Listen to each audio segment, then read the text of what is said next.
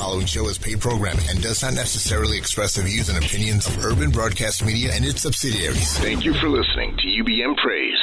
Okay, ladies, do any of y'all want to hang with Sir Walter Jones on Today? Yeah!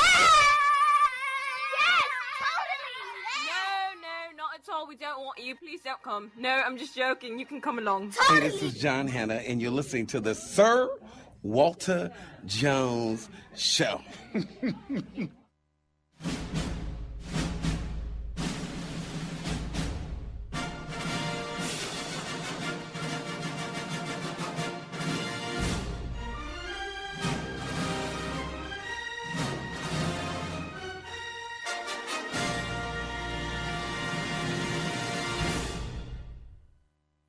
Let's go.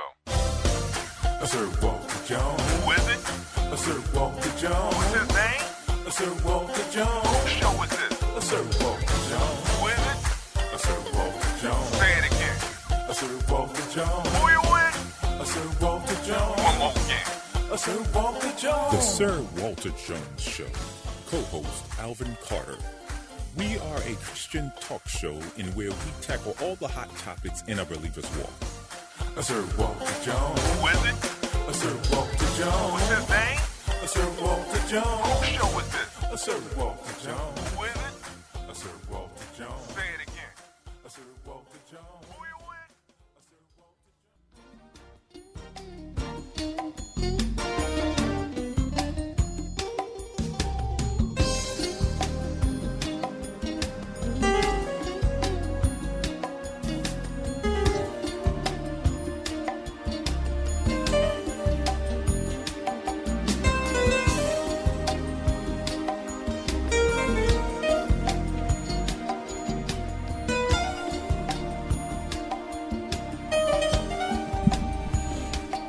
Hey everybody, so welcome to the Sir Walter Jones Show. I am he. It's Thursday.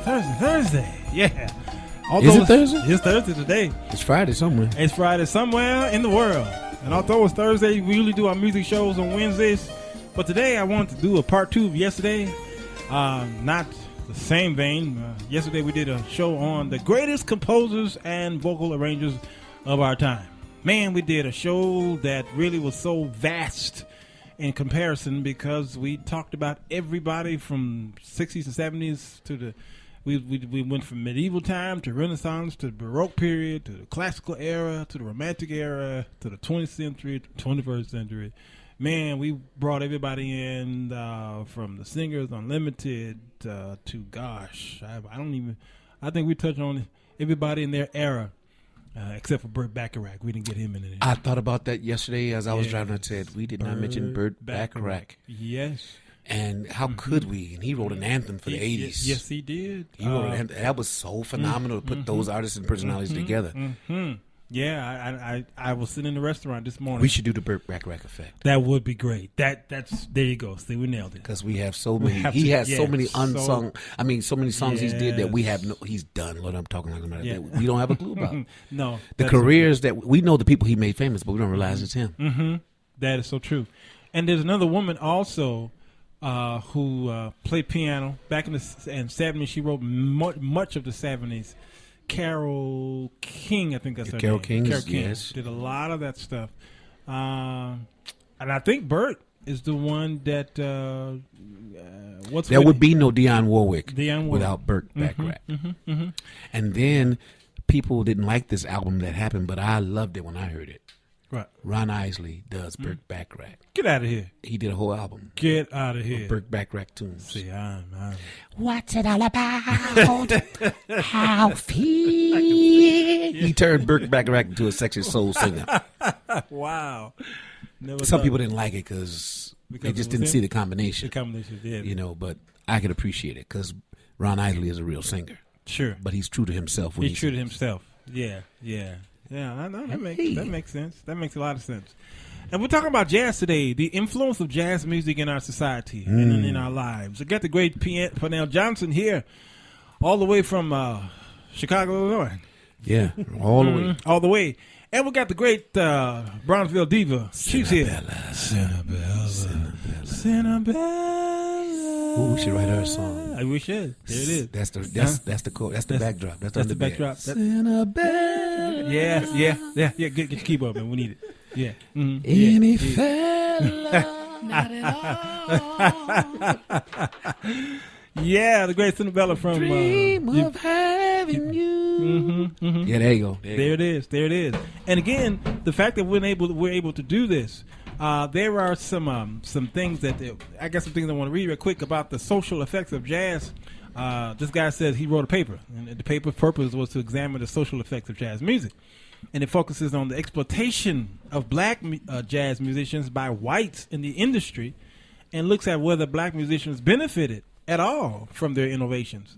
Many of today's African-American musicians are faced with similar social circumstances as those of past jazz musicians. And as a result, the importance of the African-American culture is still being ignored, he's saying. Despite the negative social conditions that blacks faced, some blacks were still able to benefit and gain respect, stardom, and recognition for being the inventors of jazz music. And you just can't take that away from us, y'all. Where words fail, music speaks, says the poet Hans Christian Andersen. This message was profoundly expressed in jazz music. And so from the 1920s, jazz experienced a rise in popularity when the music began to spread throughout recordings. And some black jazz musicians believed that they were ripped off financially and that they did not get full recognition and compensation for being the inventors of jazz as an African-American culture. And he says, furthermore, some people oppose the idea that jazz was invented by blacks. How could they? Oh, I can see why. A lot of stuff was stolen from us. Yeah. Jazz music as such became more of a commodity than an art, and the highest achievers were white, they're saying here. And so I can understand why that happened to us. And and I think we have to look at the time, Peniel. You had Jim Crow. During that time, you had the oppression of the mind, because there are things that we did have, but because the mind was taken from a man, he feels, okay, I don't have anything, even though he had much. There's a song by The Winans that says, I'd rather have the giver for the gifts they come along. Give me the composer, for in him lies the song. Wow. Give me the creator, not so much the creature. Give me the word and not so much the preacher. That's some great stuff. Yeah. Who were your biggest influence? Let's go back in time. And I'm Cinnabella, we're going to go back in time, okay? Because, you're still young, but, you have an old soul. Because you look like you're about 30. I give her about 32. No, she don't look that old. Yeah. She doesn't look that old. She don't look that old at all. No. Yeah. Radio is so kind. Radio is kind. you better talk on that mic. That's on purpose. Trust me, she know radio. She know. She work with that mic all the time. That's a diva. We're going back. Can you go back? Now, let me ask you this question. From the 1920s up until the 1990s, what would be your favorite decade in music? From 1920 to 1999, what would be your favorite decade in music that you can think of? Probably between the 60s and 70s. Okay. Why is that? Well, the musicianship was at an all-time high, and it was like far from a perspective of rhythm, dynamics, skillful playing, and all of that stuff. Without all of the studio stuff added, it was just pure talent. Pure talent. Discipline and education. And a lot of times, because I like coming up, I was always impressed with Dizzy Gillespie. Sure. First, it was just because when you're a kid, his jaws, his fat cheeks, just, balloon. But as I got older, got in jazz band in high school, I realized how serious this cat was. Yes. So that, around that time, they could have one mic in the room, and because of their skill set with the discipline of dynamics, sure, and everybody knowing their area, right, it just made it sound like today's technology in a sense. Absolutely. Yeah, they were able to do things with their mouth. Yeah. Look at yesterday we played Take 6. Yes. Manhattan Transfer. Yeah. Okay, and they were able to emulate the instrumentation from their lips. And when Take 6 came on the scene, we thought, wow, we never heard it before. But we had been hearing it really all our lives. Yes, we had. Yes. They just borrowed from Manhattan and Singer Unlimited and all these other quartets and quintets, sextets. Absolutely. Cinderella, what would be your favorite era from 1920 to 1999? I would have to say that. Okay, I'll get in the mic. Thank you. Really, I think that what you just stated was the impetus of what music is now, based upon really more of the origination of what Satchmo did. Mm-hmm. Yes. Without knowing, because innovation was everything. Right. Poverty, hard times, great summation. lack of. That is good. Is what generally causes one to innovate. Mm-hmm. And if you could imagine doing 6 shows a night. Yes. And finding yourself strapped for energy. That's right here. We do 5 shows a night. And pretty much. Then I would go back to 30s, 40s, 50s. Yeah. Songs that still resonate today. Yeah. And really were the showstoppers that made people like Quincy and everyone wanted to become something. Miles, all of these men and all of these women. Billy was growing and becoming something. Yeah. Born out of the fire of pain. Mm-hmm. And you have to know that the very opposite of the pain was just jubilee and celebration. Yeah. Which were words that they used to describe their happiness. Mm-hmm.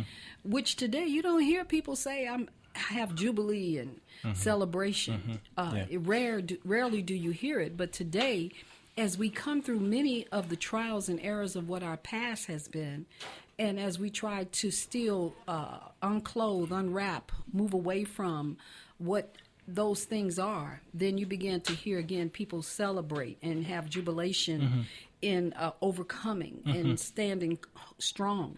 Yeah. So when I think of songs that I love, music I love, the early Miles.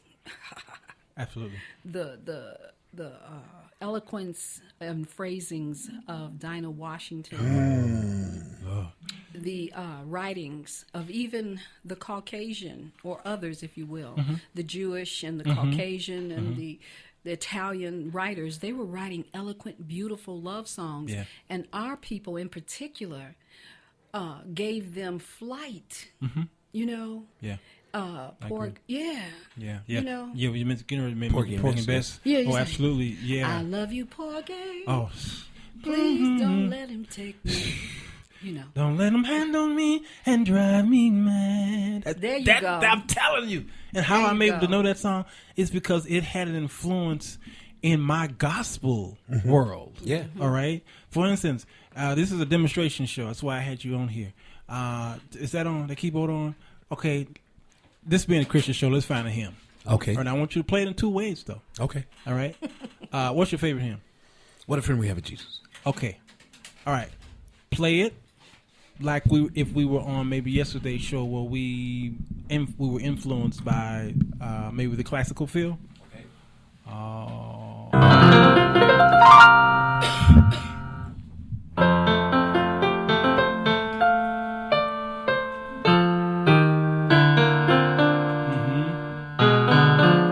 That's it.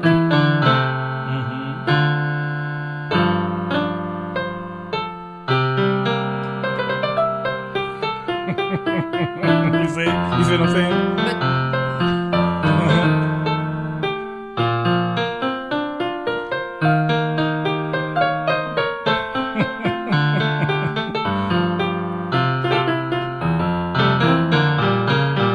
That's it. And that's a harpsichord. And yeah. What you going to say, something, Bella? Okay, but, you know, we're talking about music and, you know, people, when you say classical, they just automatically think, oh, Beethoven. You know, but his was more about movement and rhythm and feeling of gust. But real classical music, once Marian Anderson, you know, Mahalia sang, then they were like, They took another notice. And classical music began to change. And then the structure of gospel took place in flight inside of classical music. Because the sustained notes and how African Americans or blacks, Negroes, or the former slaves were, those sustained notes were born out of the feelings that they had. Everything was so harpsichordish. Dun, dun, dun, dun, dun. And all of a sudden it was like, dun, dun, dun, dun, dun, and I, right? So you go through that, then you understand why then classical music and opera, the Italians wanting to claim jazz, because this is what we're talking about. They recorded jazz first, according to Ken Burns in his jazz series on Netflix. And it's a great series, but if you're African American and know a little bit about the history, you had a question mark on top of your head. Of course you did, but what they did, based upon his research and discovery, which was good. It was really good. That we had the opportunity to record first, but our fear of having them steal once again away from us, it was usurped by the reality that just like the internet, things were changing, and if you didn't hurry up and become the first one to stand on the stage to sing it, to do it, you wouldn't be known for it. And so everybody was rushing, trying to figure out how to manifest it, and we, again, without money, impoverished, we without even the ability to move around and to exploit who we were without some limitation, and here with these free people who could go in the studio and record, and did so, and all of a sudden jazz was born in a recorded sense by the first white people. You know, so I'm just saying that I didn't bring you on here to preach, because that's what you're doing. Well, he got this and music Alvin going. Got this, I can't help it. He got this Benny Hinn music going on. Hallelujah. Say praise the Lord. What's your problem today? Bring it to Hallelujah. Okay, now do this. And I think she wonderfully placed that perfectly, because when we take music, Peniel, no matter what the genre is, we make it our own. We'll soul anything. We'll put soul in any type of music. And I like how she mentioned how because in jazz, in classical music, it was a lot of staccato explosions going on, and arpeggios. A lot of that was going on. And then we took it and we made it, and I think the whole smooth jazz is really us, because we smoothed a lot of stuff over. Notice how you did the little string stuff going on there. Now, can you take that same song? I think El DeBarge made smooth jazz. Yeah, I believe he did. Look at her face when she said El DeBarge. Yeah, same him.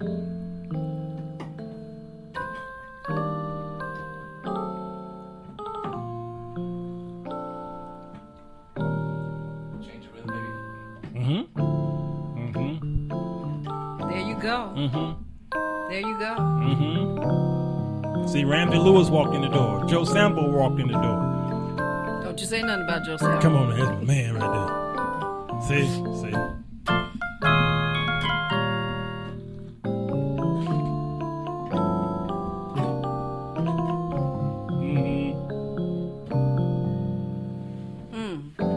You see what I'm saying? And then you can right hear the Blind Brothers sing. Everybody right. You know, you can hear the five. Yeah, you can hear everybody singing in that stuff. And it depends on which blind, because they had the Blind Boys of Alabama, and then the one from Mississippi, I think it was. It's Alabama and Louisiana and Florida. Yeah, they all over the place. They all just blind, but they can sing. Paul Rogers says his best era, and I agree with him here. He says the 40s. He says my favorite artist is the comic jazz of Louis Jordan. But yeah, the 40s is definitely for me. Not just the music, but the dress, the cars. Yeah. Oh, that 40s is amazing. 40s to me. 30s and 40s for me. Yes, 30s big and band. 40s. The advent of the jazz clubs, and as spinning off of Cinnabella saying, actually the resources allowed that certain ethnic group to record first, but they were influenced by us by coming to those clubs. Absolutely. Number one, they owned the clubs. Sure, they owned. But we filled the clubs. We sure did. Absolutely. So, but we owned those little houses in the back. And they came to visit us there, just like they came to visit us in Brownsville. Yeah, you're right. The juke houses. Yeah, that's right. You're so right. In Brownsville, and today still, you can go to certain places and you'll find them coming to visit us because they wanted the authentic. Even though the commercialized jazz and commercialized blues are downtown, some of them will be right there on 83rd and Langley on Sunday nights at this place listening to it. I love Kurt Elling, right?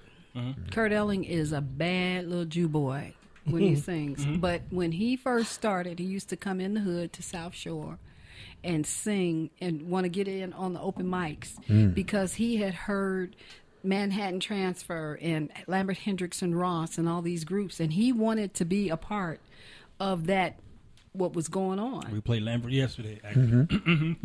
Now, I lived in, you guys are dead on. I lived in South Dakota for a few years, okay? It was the only black church in town, all right? Black pastor, black choir, but the audience was all white and Native Americans, okay? Now, watch this. I was very observant because I was a minister of music and I was trying to select music for worship, all right? Or of course, I'm gonna select stuff that I like and maybe the black pastor like, all right? And we did. But the pastor's wife, she began to bring in CCM music. That's contemporary Christian, which is mostly Caucasian styles of gospel, all right? And she would bring that in. And then you look in the audience, and sometimes they're with us, and sometimes they're not. And I began to examine that, and I began to talk to them about, okay, what kind of music y'all want? They said, let me tell you something. These are whites we're talking. They said, let me tell you something. The reason why we come to your church is because we want to hear your music. We don't want to hear our music. We hear our music all throughout the town. All these churches, from Presbyterian, Lutheran, Catholic, we hear that every day. We come to your church to hear you, but when we come here and then we hear us, we don't want to come here. That ain't what we come for. We come here to hear your music and your style of preaching. The black preacher, the whooping. We did the whooping show a few weeks ago. Okay, they said we come for that culture. I said that's something to think about. And I'm noticing that even in hip hop music, most of the sales come from them young white kids. That's where it come from. These rappers would not be as famous and as wealthy as they are today if they relied on the sales from black people. No, it's some white kids that are buying them music. You know, now we'll take it and we'll steal the music, meaning we'll burn the music. We ain't go down to the store and buy it. Yeah, you buy it and then we all get a copy. You see what I'm saying? It's interesting to hear, and it sounds like the same thing going on in different generations. The title of today's show, How Jazz Influenced Us. And it seems like the major influence that it puts on us as a people, black people, is to come up with ways to stake claim. Because even today, that happens. Now, to bring it to today, as a funk jazz player, I'm blessed to play some good venues. And the thing that I know about our Caucasian brothers and sisters, they enjoy the ethnic spirit that we bring in music, because the spirit behind the music represents the struggle, the pain. Because like when you played on the piano and you stretched out the chords, that made me think about the person who did that. He just had to pause and be like, wow. Yeah. And then he kept playing. And to lift the spirits, he would add something rhythmically to make it. And what comes from the heart reaches the heart. Absolutely. And then when you got like that sterile sound that's very bookish. Technical. Right. And you don't have that feel, that struggle, that pain, the thirst. Yeah. it's just amazing how it influenced, how jazz is fluid. I mean, outside of, technical music stuff, like theory and rhythm dynamics and all that stuff, but where that stuff was birthed out of. And it's just amazing. And, to me, what's in my mind and what's in my spirit is like the struggle of the stake of claim. The struggle of the stake of claim. That sounds like a sermon, don't it? Yeah. The struggle of the stake of claim. Yeah, I'm going to go study that. Because, SSC. Because even now, as an entertainer, when I play, and like in Wrigleyville and stuff like that, it's exactly what you said. They coming to hear my historical, the authenticity, the spirit, the authenticity of it from my heart. From you. They want to. They can feel you, right? Basically, and it's like they want to experience that, so they can have something to take home with them and carry them through the week. Because they want to make it. Exactly. Yes. Yeah. And that's true. That's true as well.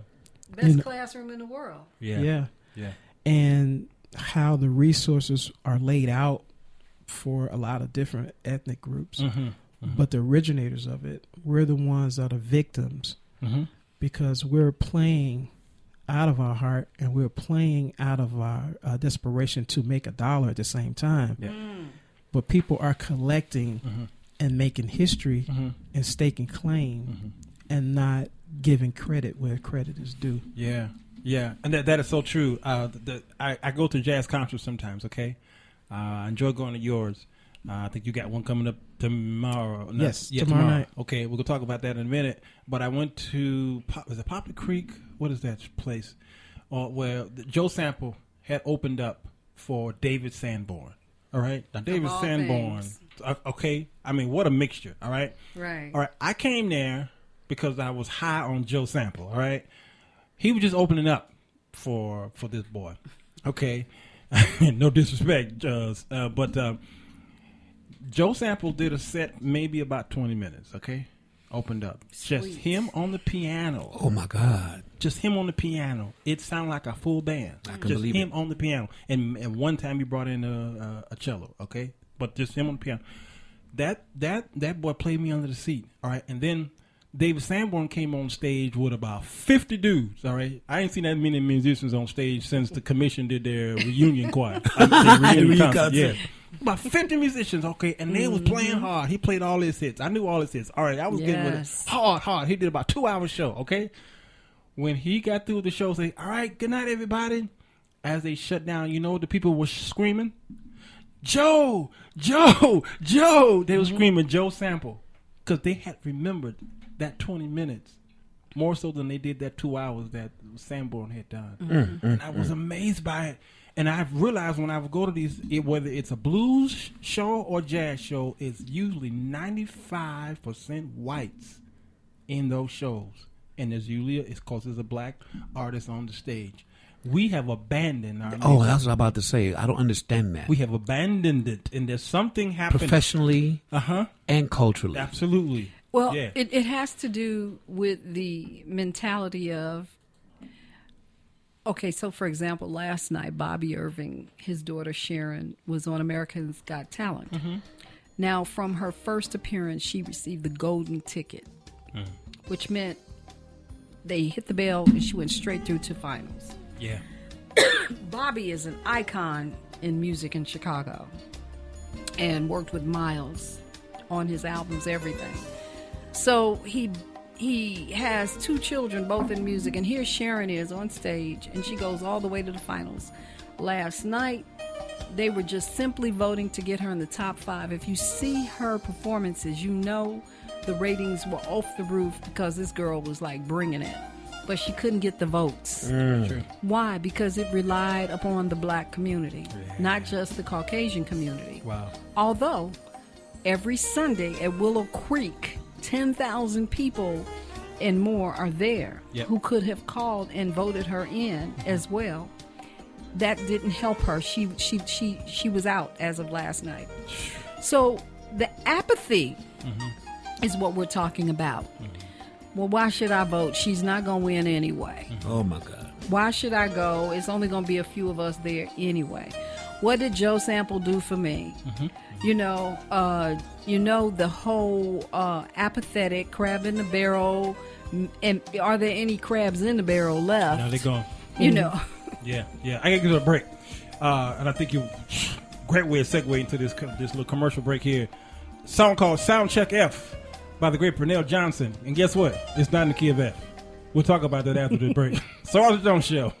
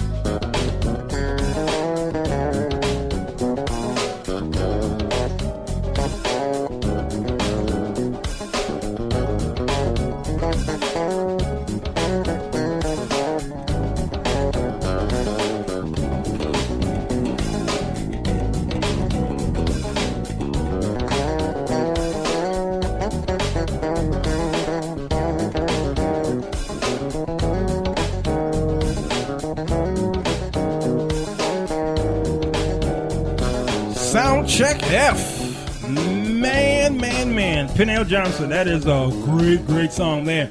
This used to be our intros and underbeds. Underbed songs. The early days of the Walter Jones Show.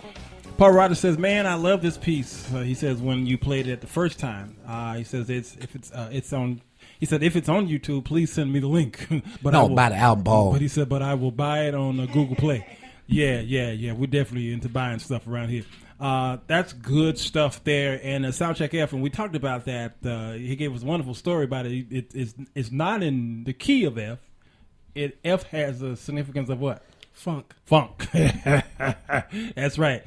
And we're actually doing a bass show We're going to call it maybe the anthology of bass, the bass guitar. And I'm planning on bringing Michael Manson in on that. The basis of the bottom. Come on there. Yeah. Michael Manson, they've got Penny on that show as well. And we're going to go there, man, for 2 hours straight. We're going there. Matter of fact, he's in concert with Philip Patterson. Okay. The 26th or whatever Saturday, nearby 26th, I don't know, whatever. And we'll talk more about that, but I'd like to get him on this week. But you've got here it says here jazz is America's indigenous art form, having its birth and evolution in the United States. In 1987, the Joint House of Congress passed a resolution declaring jazz as an American national treasure. Yes. All right. That's how they owned it. That's how they got it. Jazz masters have been honored in Washington, D.C., as well as throughout the country. Appeared on postage stamps. Okay. And then they're saying here, jazz is everywhere. It is an integral or ingrained element of American style and attitudes. Nightclubs and concert halls, sidewalks and subway stations, elementary, middle and high schools, college classrooms, television, film, soundtracks, television commercials, records, CDs, radio, in American slang and jargon. And you look at the Cosby Show. He loved jazz. Oh, God. Well, he always played it. He's a jazz enthusiast. Yeah, and many don't know he's a jazz musician. And he was smart inserting it into the show, claiming it as a part of the African history that we have. Oh, yeah. Yeah, it's so important that we write our name in everything that we do. Yeah, because it's been taken from us, but we need to let them know they may have propelled it, but it originated with us. Right. And notice this, though. They will try to take jazz. They could not take blues. And I believe blues birthed jazz, personally. Sure. Well, I mean, some may disagree, but I do, because jazz, you can build a jazz groove off of a blues line. In fact, a lot of times you say this is a blues, even though it has a jazzy flavor. Sure. But they can't sing the blues because they don't understand. Yeah, well, they don't understand the struggle that the blues is birthed out of it. They'll imitate the genre, but they don't know nothing about the blues. Right, and that makes me say this because, this is not to hate on anybody else doing any of the music and loving it, selling it, writing it. It's not about that. It's really about the fact that at some point we either claim what it is and what we are, or we continue to allow ourselves to be pushed through. Absolutely. The reason why you feel blessed to be in some great venues is because you know you're the only one there. Or when you see a few more like you, it's rare, far in between, and then you wonder if you're going to still be there. Yeah. It's not like you can share the room with the other one that come in. You know what I'm saying? They allow as many as they can through the funnel. The hole is big when you get to it, but getting through the bottom, that's another thing. Great analogy, great imagery. And, you just can't beat a systematic process, but you can reinvent a process. You can innovate from what you need to. And what we do is that. We produce and find our own ways to do it. But because we're held back by monetary technology and lack of education in areas in which we could excel quicker, every time we do have, we come up with something new, they steal it. And today they tell you, well, the best form of flattery is to steal something. It's to steal something. It's to steal, imitate, that's stealing. Yeah. So what in your mind? Beyonce and them come out, and what do Britney Spears? She come out. You know what I'm saying? Yeah.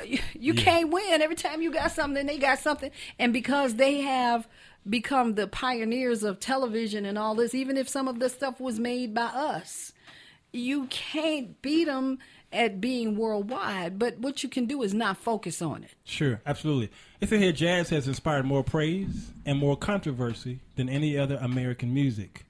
Jazz, more than any other music, have been closely associated with the geographical, social, political, and economic music of America, sites as well as the reputation of American culture throughout the world. Jazz, more than any other music, has been likely or intimately linked with legal and social equality for all, particularly African Americans. Jazz emerged out of ragtime at the time of the century during a tumultuous period of urban and industrial growth. Now, if you look at the religious community, church, if it wasn't for jazz, many of our churches would not have the music that we have today. Oh, that's so enough the truth. Especially the Pentecostal church. Yes. The Pentecostal churches has adopted the jazz stylings. Okay, you go to the average Church of God in Christ, all right here in Chicago, and you will hear a lot of jazz. Mm-hmm. Even if it's a hymn being played, you're going to hear jazz. And you're going to hear the influence. Even Duke Ellington did the song with Come Sunday with Mahalia Jackson. It's a great when song. You hear, we played it yesterday on the show. When you hear a hymn, it's really a hymn-like song, but you put Duke behind the piano, and you're going to hear his interpretation. This is how he feels. And who's to say that it's not a hymn anymore because I played it a different way? And then it comes down to not just the instrumental aspects of what jazz is, because instrumental jazz is like the seasoning of spirit, the soul at work. Yeah. And as a vocalist, when I'm working with great musicians, oftentimes it's hard for me to separate, to not separate myself and then get on the stage and sing, because I'm so involved in the music and the spirit of it, and I'll hear something going and I'll be in it so hard. So oftentimes I'm known for innovating on stage because I get there and something might be going one way, and people like to stay informed. And when they realize you're not informed and they start working with you, they realize, well, she's going to go somewhere, let her go. That's the spirit that comes from lyrical jazz, that you begin to be able to play around those patterns that are there, that spiritual pattern, and innovate something new. We learn from each other and we grow and we push it out. And that's the gospel. That's good. That's good. Pernell Johnson, okay. What do you think? I'm asking you two questions. What do you think is the most coveted instrument today? The most coveted instrument, the instrument that everybody say, I want to play. It depends on where you're at. True, I agree with that. So let's say you're a black person, and then you walk in church. Now you look at the setup in the church. The ability to have these instruments, all right? Organ, piano, bass, lead guitar, drums, and horns of all kinds. Okay, so out of those 6 plus. What would a person walk in and says, I want to play that instrument? What instrument would you think that'd be? Drums. Drums, really? Why do you think drums? Well, first of all, you see it as big. It gets the most attention. And you get to bang. And make a lot of noise. Yeah. And keep rhythm. It sound great. Give the drummer some. And then you got like these sparkly cymbals on there and sparkly stands. I say drums. You think drums. Okay. I'm asking the second question after I ask the same question to Alvin. What do you think would be the number one coveted?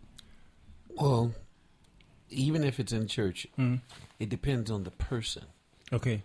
It's hard to say because drums was my first instrument. Really? But I played drum. Yeah, no, I remember that. Yeah.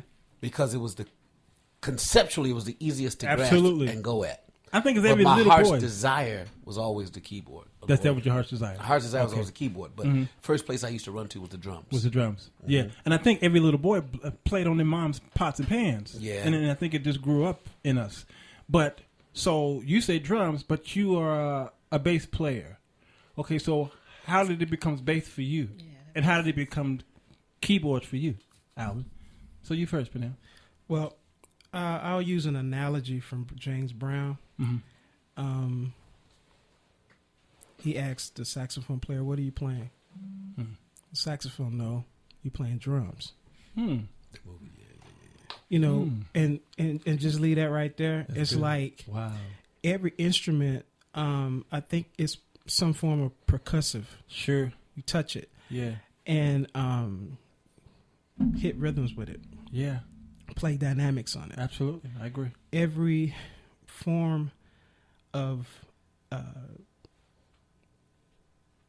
output of music is a rhythm. Yep.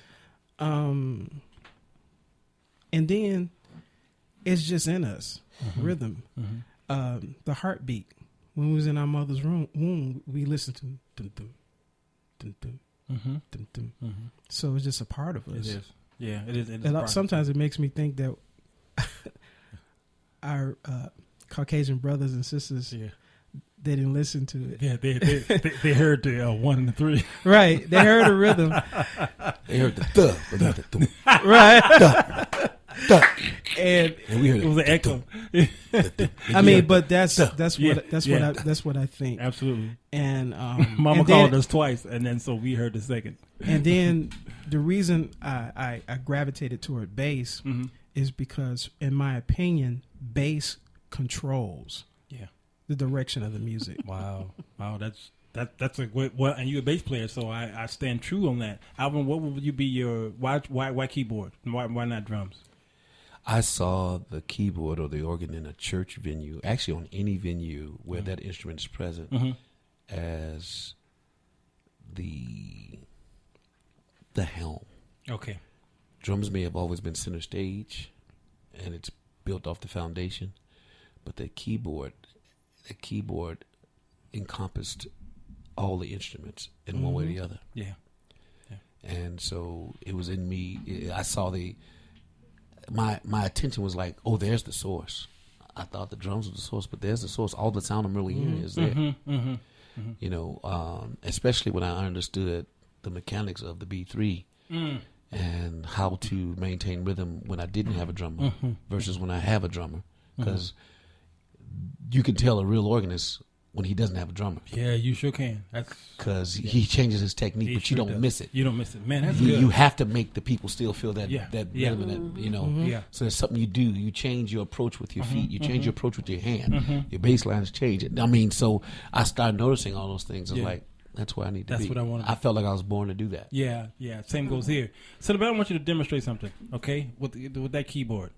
I want you to sing a phrase from the top of your head, nothing that has been written before, all right? Oh, great. Yeah. Now, you're good at doing this because sometimes I walk over to the studio and she'll just start singing and then bam, we got it, all right? I want you to sing a phrase, just one phrase and stop.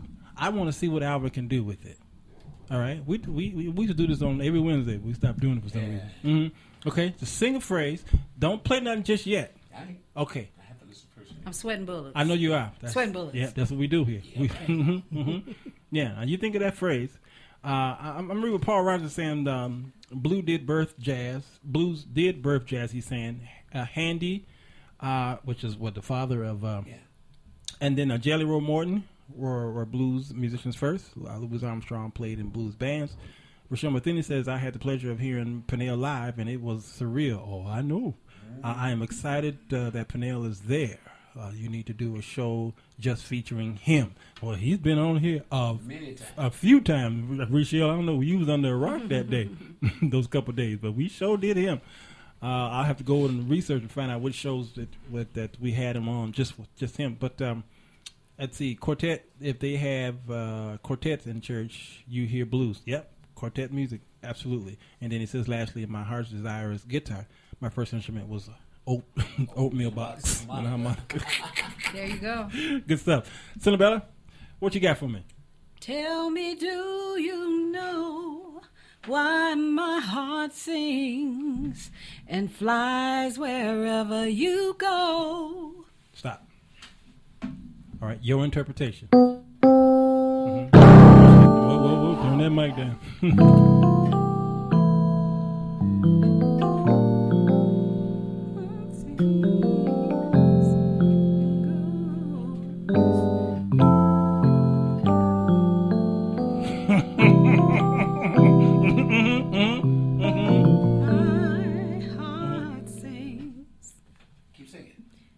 And goes wherever you go. Now you can see, right? Okay. Now play the song a different way. Okay. All right. Your interpretation, if you can. Do you need to sing? I love it. I like that.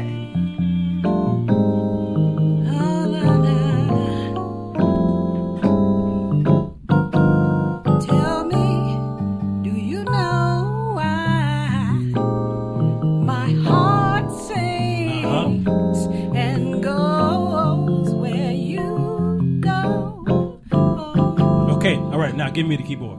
Now that's your interpretation. All right, stake that claim now. Stake that claim. We all in. Okay. Now. Yeah.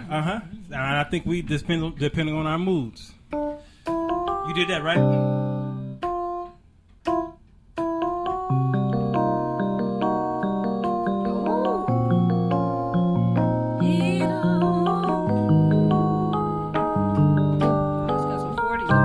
You see what I'm saying? How abstract it can be? Yeah. Now watch this.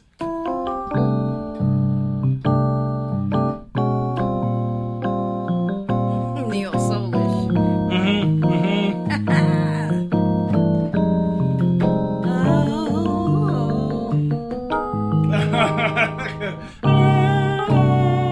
Yeah, it's just so many interpretations. Now, find that second part of that melody. Okay. Go for it.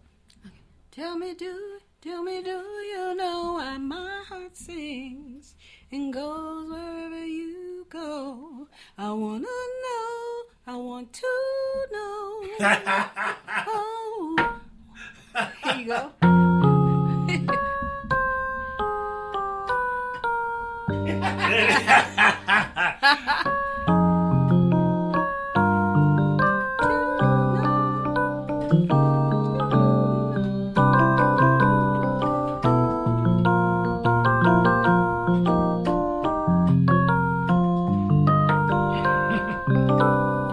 Your turn here, Alvin. See what you got.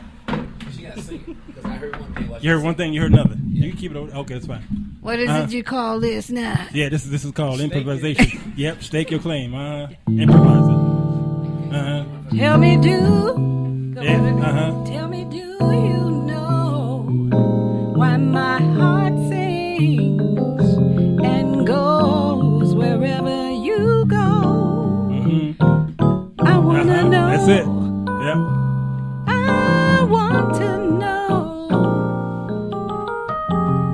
why my heart sings. Yes, sir. There's a bridge. I found a way.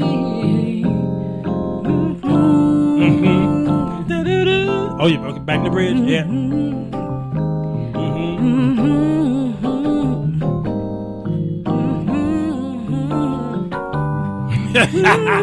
Change key. And Yeah.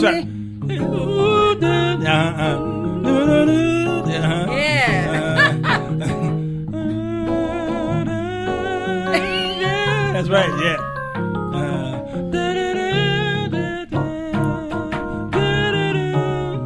Oh, nice, nice. I know. I wrote it. Do the bridge right there in that same key.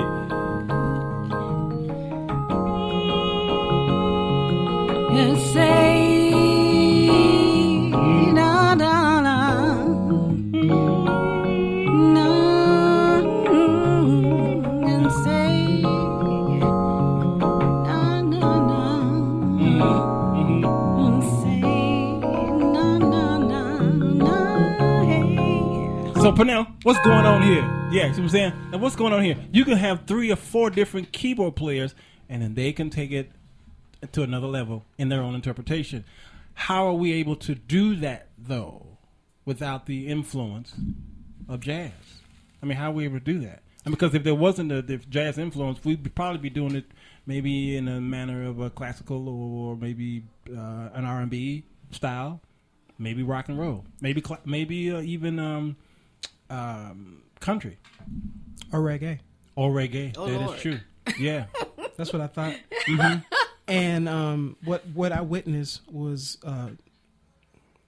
spirit of freedom. Yeah. Yeah. Yeah. It is. That's I mean, good. it was a peaceful place. Mm-hmm. Mm-hmm. I really felt good. Yeah. Yeah. You know, that wasn't from a place of pain. No. And see, that's good because watch this. I'm glad you said that because if you notice, now I got the keyboard now. And I know this is not TV, so Which I is just smooth I got jazz. the, yes, yeah. Mm-hmm. And then you see how the mode change. Now that's my pain. This is my happiness. happy. Okay, then now I'm sad. What happened here? A situation occurred. Mm-hmm. Or maybe not. Well, do it again. The what? The sadness? Yeah, the thing that you said was sad. This is happy. Na-na-na. His sadness. Na-na-na.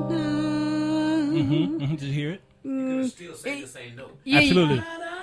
Yeah, but I'm thinking about what would I write to that. Absolutely, yes. That's what's going to change for me whether or not it's happy or sad. It's if there is going to be lyrics around it. Yes. that can change. That absolutely, it sure can. This the abstract. Go ahead. I think sometimes in music, well, all the time in music, we need to change our perspective from what was, because that moment in the music could be a change, and sometimes people don't accept change right away. Yeah, but it can represent the process of change to go higher. Yes, sir. Yes, sir. Get this stuff. Come on now. I mean, that's what I think about with music, because it's like, and that's what I'm about. Yeah. It's funny that you say that, because with the chords he's saying and what you're saying, what he's playing, what you're saying, there's a song that captures all of that. Everything Must Change. Oh, wow. It's a minor song, but it's a happy song. That's right. You remember we played that together a few weeks ago, but it ended in such a drive that we ended up. But I'm all about solution. Yes. Yeah. It's about the inspiration. Now we're talking inspiration, which is different than sad. Yeah.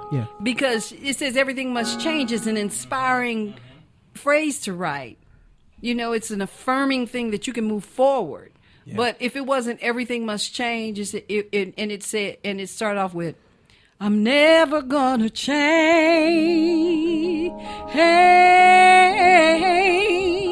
Nothing stays the same. Or everything is still the same. You wouldn't. It's just about what they decided to write to it. So it changed it from inspiration. Sometimes lyrics will change the mood of a song versus the chorus. And that's why I was saying that we as a people need to change the structure of our head, because there was a time where people wrote, and people still do write about rhythm and blues. My husband left me, my dog died on me, and the music reflects that. But there's a time now. Today is the time for the new sound and the new mindset, because practically I'm just tired of struggle. Yeah. And not only that, let me say this. You're saying something that's so important. First of all, let me say something. I represent and I am the owner of the trademark Bronzeville Diva, which is a historical moniker given to women of the 30s, 20s, 30s, 40s, 50s, right? Women who brought change into life by the advent of their music, which was more of their way of being activists as well. And many of these women were highly educated women who were forced into entertainment to make a living. And so I say all that to say that I forgot my point. No. Because we got to get out of here. Yeah. You said something and I wanted to tag to it. What was it that you were saying? Really, I just want to get that. Give me a sister strut as we get out of here. Just talking about we need to change our structure of mindset when it pertains to music. Right. And so they had to change their structure and mindset, and they put it in music, and they became real activists, and they saved the music. Yes. Yeah. Hey, Pernell, where you going tomorrow? Where you going to be? We're going to be at the Original Mothers, 26 West Division in Chicago. PJ and Soul is headlining that show. We got special guests with our set. It's going to be Bishop Simon Gordon. He's going to be featuring his song, This Joy. And then we have a lovely young lady. Her name is Miss Philly.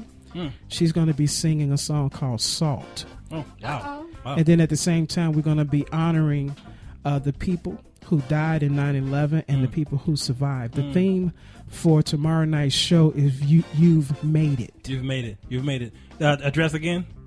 26 West Division, Chicago. West Division. That's on the Rush Street area over there. And the cost to get in is $5. $5, man. That's scary. That is scary. Scary. I spent that on the way here. Yeah, that's good stuff. Cinderella, thank you so much for coming here it's truly across my the way. pleasure. Man, I got to have you on here more often because you can sing.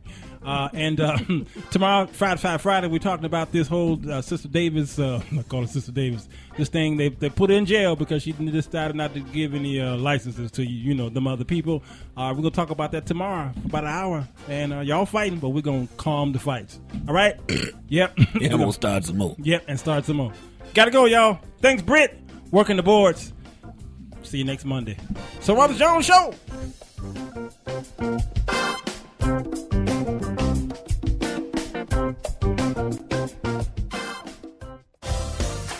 You've been listening to the Sir Walter Jones Radio Show, where he provides you with a biblical perspective for your everyday life. Stay connected to Sir Walter Jones by visiting him online at www.sirwalterjones.com or on Facebook at www.facebook.com/AskTheElder. Stay tuned until next time with the Sir Walter Jones Show with Sir Walter Jones.